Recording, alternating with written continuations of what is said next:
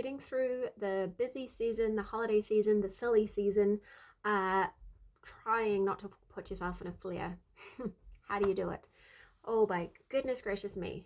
I am a person who you should probably do as I say and not as I do, because I know all the rules and I know the right things to do. And in fact, I've probably shared them every single holiday season for the last 11 years that I've been sharing videos.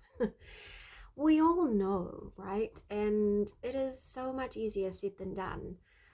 But I've had a really big wake up call in the last few weeks, and I've just become even more determined. I have been improving. I have been improving. I mean, I've been on an upward trajectory for 10 years or so. I've had a lot of ups and downs, but since I figured out the right diagnosis, since I had the endometriosis excision surgery and hysterectomy, and I improved after that, like it took a long time to recover from the surgery, but I started recovering from that, and then I started seeing a chiropractor, and that's really helped. And then I started to do some gentle strength training, and that's really helped. And I've just really been on an upward curve, and I'm so thankful for it. But I keep slipping into my old ways, and I really have noticed it in the last few months. So I gave myself permission this year to write fiction, and I have been writing like I have a literal wolf at my back, not the ones I made up. And I've been overdoing it, and I have realized that I'm not just better because I'm better. I am doing better because the things I'm doing are working, and one of the most important things I do is pacing. And I need to remember that, and I got slammed down really hard for forgetting that. So it was my birthday just over a week ago. I turned 40, had a party, and parties, man, they're hard. Like, you spend the whole day cleaning your house and preparing for the party, then you have the party, and then you have the flare up from the party, because I don't know, I haven't yet managed to have a party where I don't get knocked down. I just don't think there is a way to do it at this point. Maybe if it was an hour long and at someone else's house. Anyway, so that, and then that flowed straight into, then my son had his birthday, so we had his birthday, and then family came over for dinner. Then the next day was his birthday party, and I knew I wasn't feeling good. And when I went back to work, I did Tuesday, Wednesday, Thursday, short days after my operation. I was saying, look, I need help. I can't be alone with the kids because I do the kids by myself in the morning, get 4 kids to all their different places. Then I have to work. I have to clean the house. I have to pick the kids up. I have to cook dinner, right? That's like a lot for anybody. And somehow now also it's turned out that we have extracurricular activities on each of these days, and somehow I've been doing them alone for the last few weeks because my husband's working later and later. So all these little things have crept up. And I knew that I wasn't really coping, but yesterday, I had my first migraine in a long time. I was very unwell. I was actually in a lot of pain, and I forgot all of my coping mechanisms, which is hilarious because I would always tell you guys to do the right things. But nope, I sit there and I wait, thinking it's going to get better, but I know that I probably should just be hitting the nail on the head, but I don't. So what is the point of this? How does this translate? Okay, we're going into the silly season.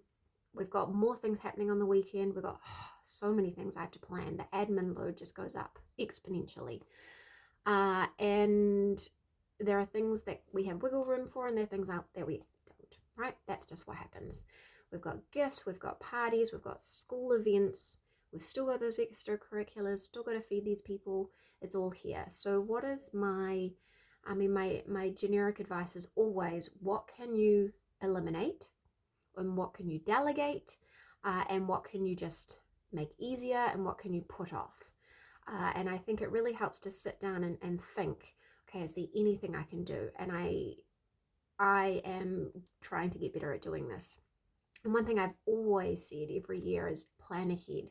So write your Christmas to-do list ahead of time. Make sure that you're getting things done as early as possible. I am very rarely actually buying Christmas presents in December. I need to get that done. I've already sent out the Secret Santa link for the Christmas Day party we're having here with my husband's family and my family. You've got to get things done as early as possible. Anything I can't do, I'm not going to do.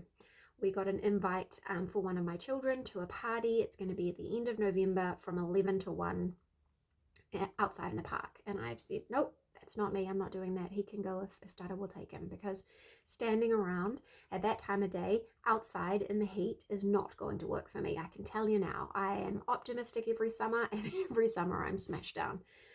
I'm not going to go and stand in the heat in the hottest part of the day. That's just not happening. So little things like that I'm looking for. Other things, it's okay, well, how can I make it manageable, or how can I put things around it to make it more manageable? So it's about looking at what must be done and how you can make it a little easier. And so those are the key things always. Plan ahead, delegate if you can, delete if you can, shift if you can, and just break it down to pace. Don't try to push through. Your coping mechanism should come first. Ooh, my coping mechanism should come first. So this week I am trying to make sure that on Wednesday I've got help with the extracurricular activity. That has really, I think, tipped the scales the last few weeks. So I'm going to see if I can get help with that. Again, delegating the party that's coming up in a few weeks for my son, that's just really not at a time that's going to support me. And when I am planning, I've got a birthday party for one of my children. We have a birthday in early December. That party is going to be planned in a way that makes sure that I get my rest before that party starts. So little things like that. So I'm going to try really hard, because I don't want to deteriorate, and I don't want to lose this progress I've made, and I don't want to give up this writing that I've been doing. And I know that that's like the logical thing, right? When you're a mama, when you've got health issues, when you've got a house to manage, when you've got part-time paid employment, obviously your little dream of writing books has to be at the very end. But I can't. I love it. I am loving it more than, it's just my dream come true. It really is. So I've got to keep being smart if I want to keep being able to do it all. So repeat with me. We're going to prioritize, we're going to pace, and we're going to keep our self-care going. We are going to get things done early. We are going to delegate. We're going to delete, or we're going to delay. And hopefully we can have a wonderful holiday season without losing all our spoons. Let me know, what are your best tips for coping with the holiday season, or even just coping with kind of general life when it's feeling a bit overwhelming? I know it sounds so easy to be like, okay, we just need to quit our job, or we just need to do this or that, and we can't do those things. So it's good to think of those little things we can do. So let me know what you think, or what you're going to be doing to protect yourself this holiday season, and I'll catch you again soon.